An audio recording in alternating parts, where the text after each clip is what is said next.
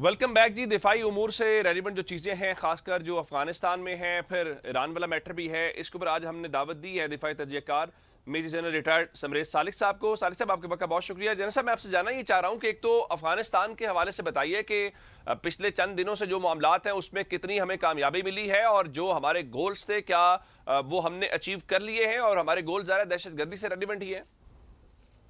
उमर दराज, thank you very much, आपने मुझे अपने प्रोग्राम में लिया। सबसे पहले मैं कहना चाहूंगा कि हमारे तीन मेन कंसर्न्स थे विज़ावी अफगानिस्तान। पहला ये कि अफगानिस्तान की सॉइल हमारे खिलाफ टेररिज्म में इस्तेमाल ना हो। जो हम काफ़ी अरसे से उनके साथ ये इशू रेज कर रहे थे, और ऐसे लग रहा था कि अफगान गवर्नमेंट की ना विल है और ना कैपेसिटी है टू कंट्रोल दोज एलिमेंट्स जो कि अफगानिस्तान से ऑपरेट कर रहे थे। सेकंड हमारा मेजर कंसर्न था जो कि यूएस ह्यूज जो स्टॉक पाइल ऑफ वेपन्स पीछे छोड़ के गया, वो भी हमारे खिलाफ इस्तेमाल हो रहे थे। ये इशू भी पाकिस्तान जी। ने यूएस के साथ भी मल्टीपल रेज किया और अफगानिस्तान के साथ भी रेज किया। तो ये सेकंड टाइम हमारे साथ हो रहा था, क्योंकि पहले सोवियत यूनियन जब इधर से इनकलाब हुआ वो भी इस तरीके से वेपन छोड़ के गए, हमारे खिलाफ इस्तेमाल होते रहे कई दहाइयों से। अब अमेरिका छोड़ के गया। और जो थर्ड मेन इशू था वो ये था कि अफगानिस्तान हमारे दुश्मन ममालिक के साथ मिल के पाकिस्तान को डैमेज करने की ना कोशिश करे, इस तरह की साजिशों में शामिल ना हो। तो मेरे नज़दीक ठीक। पाकिस्तान ने काफ़ी तहम्मुल का मुजाहरा किया, लेकिन जब सबर का पैमाना लबरेज हुआ तो पाकिस्तान ने ऑफेंसिव एक्शन अडॉप्ट किया। और कहते हैं कि fence is the best defence. Pakistan ने पिछले चंद दिनों ठीक। में जो एक्टिविटीज की हैं, और जो बॉर्डर ट्रेड के लिए काफ़ी अरसे से बंद है अफगानिस्तान के साथ, तो मैं समझता हूँ कि ये एक मुस्बत तरीका है अपना दफा करने का। Fence is the best defence. ठीक। पाकिस्तान ने काफ़ी हद तक अपने बिल्कुल अहदाफ ठीक। अचीव किए हैं, लेकिन उसका बैकलैश भी आप देख रहे हैं कि हमारे यहाँ अगले दिन ड्रोन्स की एक्टिविटी हुई जिसने काफ़ी स्केयर पैदा किया। तो इस तरह की एक्टिविटीज डेफिनेटली होंगी जिनको मैं कहता हूँ कि बुजदिलाना एक्टिविटीज हैं। लेकिन मैं समझता हूँ कि इस पूरे सिनेरियो में, जहाँ के भी ईरान में भी जंग शुरू है, वो भी हमारे नेबरहुड पे है, तो पाकिस्तान और अफगानिस्तान को कोशिश करनी चाहिए कि अपने इस कॉन्फ्लिक्ट को वाइंड अप करें। और इसमें मैंने देखा है कि चाइना एक बड़ा बिल्कुल ठीक। प्रोएक्टिव रोल प्ले कर रहा है, जिसको यूटिलाइज करके इसको इस फ्रंट को स्टेबलाइज किया जा सकता है। जनरल साहब, ये बड़ी इंपॉर्टेंट आपने बात की कि जो मारूजी हालात हैं उनके एट द एंड आपने गोल्स अचीव करके फिर वापस बातचीत पे भी आना है, मुज़ाकरात पे भी आना है। और जिस तरफ आप हवाला दे रहे हैं, इंटरनेशनल मीडिया भी उस पर बात कर रहा है। अब जब हम टेबल के ऊपर आएंगे तो हम पहले भी ये कह रहे थे कि देखिए, हमने इनसे बहुत बातें कर ली हैं, मुज़ाकरात बहुत कर लिए हैं, टेबल पे बैठे हैं, लेकिन ये बात सुनते नहीं है। तो अब जब वापस हम टेबल पे जाएंगे, अब हमारी पोजीशन कैसी होगी? देखिए, हमेशा जब आप एक लड़ाई का रास्ता अडॉप्ट करते हैं, अनडिजायरेबल होता है, मजबूरी की हालत में आप करते हैं, लेकिन उसका बेसिक मकसद ये होता है कि policy, that is political prong के लिए वो फेवरेबल कंडीशंस क्रिएट करें। आप दोनों को रिलेट कर सकते हैं। ईरान और यूएस का हो रहा है, वो भी इसी तरीके यही इशू है कि टेबल टॉक्स के ऊपर नेगोशिएशन में रीजनेबल डिमांड्स और रीजनेबल रिस्पॉन्सेज हों। पाकिस्तान और अफगानिस्तान का भी ये इशू है। तो जब कभी भी आप इस तरह का एक ऑप्शन अडॉप्ट करते हैं तो मकसद यही होता है कि आप फेवरेबल कंडीशन क्रिएट करें। तो अफगानिस्तान जिस तरीके से ठीक। हर्ट हो रहा है बिकॉज ऑफ ट्रेड जो बंद है, जिस तरीके से उनको उनकी जो है ये जो टीटीपी के एलिमेंट्स को डिग्रेड किया जा रहा है, जिस तरीके से टारगेटेड ऑपरेशंस किए जा रहे हैं, तो मेरा ख्याल है जब अब वो टॉक्स के ऊपर आएंगे, पर्टिकुलरली अगर वो चाइना के बेहस्त के कहने पे आते हैं, तो बहुत फेवरेबल एनवायरनमेंट होगी। बहुत फेवरेबल इन्वायरमेंट। अच्छा, एक चीज हम जो बार बार कर रहे हैं, वो हमारा एक आर्गुमेंट बड़ा वाजे है कि देखिए, हमारे अफगानिस्तान के किसी आम शख्स से या आम अफगानिस्तान के शहरी से कोई लड़ाई नहीं है। हमारा प्रॉब्लम सिर्फ और सिर्फ दहशतगर्दी सेंट्रिक है। आप समझते हैं कि आने वाले दिनों के अंदर, चूंकि तालिबान का रिजीम उस तरह से डिलीवर नहीं कर रहा, ये बात सब लोग जानते हैं, लेकिन कहीं ना कहीं उसमें हमारी या इंटरनेशनल कम्युनिटी उनको प्रोटेक्ट भी करती रही कि उनको मौका दें। आप समझते हैं कि आने वाले दिनों में कोई ऐसा बैकलैश या वहां पे उनके मुल्क के अंदर ऐसी सूरत हाल हो जिसमें हम एक्सपेक्ट करें कि नहीं, अब वहां पे भी कोई रिजीम चेंज एक्सपेक्टेड है? मेरा ख्याल है कि अभी तक स्टेज उस पर तो नहीं है। I don't four see that. लेकिन ये है कि जो इंटरनेशनल कम्युनिटी के भी कंसर्न्स रेज हो रहे हैं, रशिया ने भी ये इशू रेज किया कि अफगानिस्तान से टेररिज्म जो एमिनेट हो रहा है उन्हें इम्पैक्ट कर रहा है, सेंट्रल एशियन रिपब्लिक्स को भी इम्पैक्ट कर रहा है। तो ये स्टैंड अलोन पाकिस्तान का इशू नहीं है।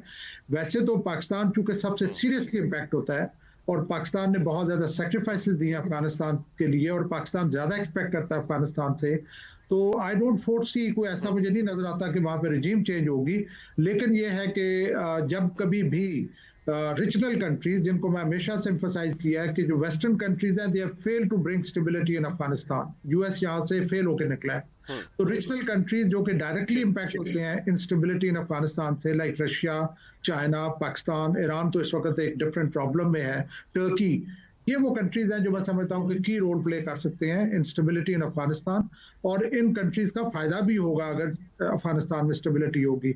इसके साथ साथ उमर मैं ये भी कहना चाहूंगा कि हमारे दोनों सूबे जो अफगानिस्तान के साथ लग रहे हैं, केपी और बलूचिस्तान, दोनों में इस वक्त प्रॉब्लम है, इंसर्जेंसी की प्रॉब्लम है, पॉलिटिकल इंस्टेबिलिटी की प्रॉब्लम है, ओवरऑल पाकिस्तान में पॉलिटिकल इंस्टेबिलिटी की प्रॉब्लम है।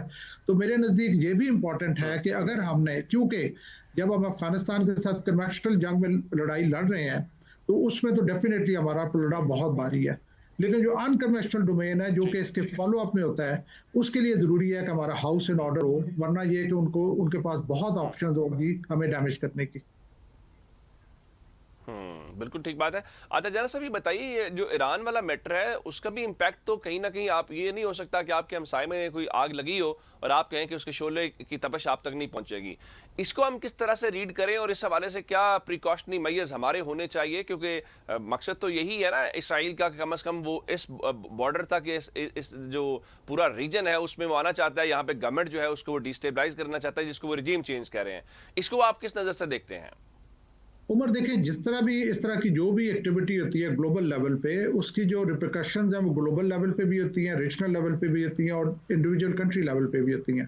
तो अगर मैं ग्लोबल लेवल की बात करूं तो पास्ट में 2 दफा पाकिस्तान 2 बड़ी ताकतों की लड़ाई के सेंटर पे आया है।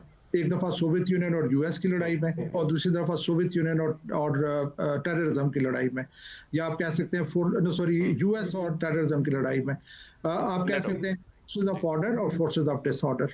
21वीं सदी में दोबारा से 2 ग्रेट पावर्स की राइवलरी शुरू है, that is China and the US, और पाकिस्तान फिर उसके मिडल में आ रहा है। ईरान का जो कॉन्फ्लिक्ट है उसको आप इस नजर से देखें कि जहां के दूसरे भी ऑब्जेक्टिव्स हैं यूएस के कि वहां पे प्रो इजराइल गवर्नमेंट लाई जाए और इजराइल के लिए एक रेजिस्टेंस खत्म की जाए उस रीजन में, लेकिन बड़ा ऑब्जेक्टिव ये है कि चाइना का जो एक्सेस है टू इंडियन ओशन उसको ब्लॉक किया जाए, या उसके लिए ऐसी पोजीशन ली जाए कि उसको आप कंटेस्ट कर सकें। तो मेरे नजदीक चाइना का जो एक्सेस है through CPEC to Indian Ocean, वो पाकिस्तान के इंटरेस्ट में है, वो हमारे खत्ते के इंटरेस्ट में है, लेकिन वो यूएस, इजराइल, इंडिया के इंटरेस्ट में नहीं है। तो वो नहीं चाहेंगे कि ये एक्सेस हो।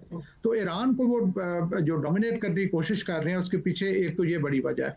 दूसरा ये है कि डेफिनेटली अगर कोई सक्सेस मिलती है और Israel, pro Israel government Iran में बैठ जाती है, तो फिर मैं समझता हूँ कि पाकिस्तान के लिए बिट वरिंग सिचुएशन होगी कि इजराइल बैठा हुआ है ताफ्तान के ऊपर, अफगानिस्तान ऑलरेडी कलूड कर रहा है इंडिया और इजराइल के साथ, और इंडिया वैसे ही हमारा दुश्मन है। तो पाकिस्तान के लिए 3 फ्रंट सिनेरियो बन सकता है। होपफुली ऐसा नहीं होगा, बिकॉज अच्छा ये बताइए, जी बिल्कुल जरा साहब, ये जो बूट्स ऑन ग्राउंड्स की बातें हो रही हैं, जब अमेरिकन से बातें होती हैं तो अमेरिकन कहते हैं कि देखें इसको हम रूल आउट नहीं कर रहे, फिर उनका अपना मीडिया बताता है, फिर कुर्दों की तरह एंगेज करने की कोशिश की गई, वो भी उस तरह से एंगेज नहीं हुए। आप समझते हैं कि कोई ऐसा सिनेरियो आगे चल के हो सकता है जिसके अंदर यूएस या उनके जो एलाइज हैं उसमें, जिस तरह कल वो नेटो के हवाले से बहुत गुस्से में दिखाई दिए अमेरिकी सदर, कि वो इस किस्म की वहां पे ग्राउंड के ऊपर भी ऑपरेशन के लिए अपनी फोर्सेज को लॉन्च करें? उमर बात यह है कि अमेरिका की तो अभी तक कोई स्कीम कामयाब नहीं हुई, चाहे वो इंटरनल ईरान में अपहील की थी, चाहे वो कुर्दों को लॉन्च करना था, चाहे वो मिडिल ईस्टर्न कंट्रीज को ईरान के खिलाफ जो है वो लड़ाई में शामिल करना था, वो या यूरोप को लड़ाई में शामिल करना था। तो अमेरिका की कोई स्कीम अभी तक कामयाब नहीं हो रही। सो मेरे नज़दीक जब आप इस सिचुएशन में होते हैं तो यू गेट फ्रस्ट्रेटेड। एक तो अमेरिका कभी भी नहीं चाहेगा कि वो प्रेशर हटाए जो है वो ईरान से, एयरक्राफ्ट कैरियर तो उसे वापस ले जाने पड़े मजबूरी में, तो एक प्रेशर उठ गया। तो ये बातचीत डेफिनेटली होगी, इसको रूल आउट नहीं किया जा सकता। लेकिन जिस रीजन की वो बातचीत कर रहे हैं, खर्ग आइलैंड डीप पर्शियन गल्फ में है। एक एंड के ऊपर अगर ये है स्ट्रेट ऑफ हॉर्मज़ है, तो दूसरी तरफ खर्ग आइलैंड है।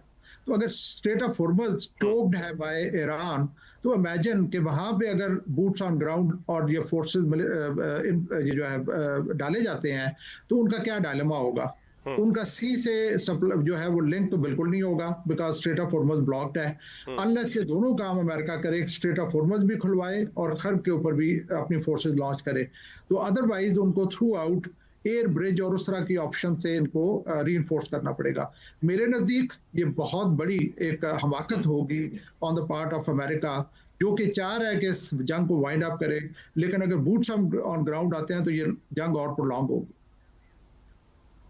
बिल्कुल ठीक है जनरल साहब, इस तरह से उनके अपने सेनेटर मर्फी भी यही बात कर रहे थे कि हमला करना डिजास्टर था, अब ग्राउंड के ऊपर जाना उससे डिजास्टर होगा। मैं आपके वक्त का शुक्रिया अदा करूंगा, आपने बड़ी डिटेल के साथ जो है अफगानिस्तान के और ये जो बैन अल-अक़वामी उमूर हैं उसका जो दिफाई पर्सपेक्टिव है उस पर बात किया। मेजर जनरल रिटायर्ड समरे सालिक साहब हमारे साथ मौजूद थे जी।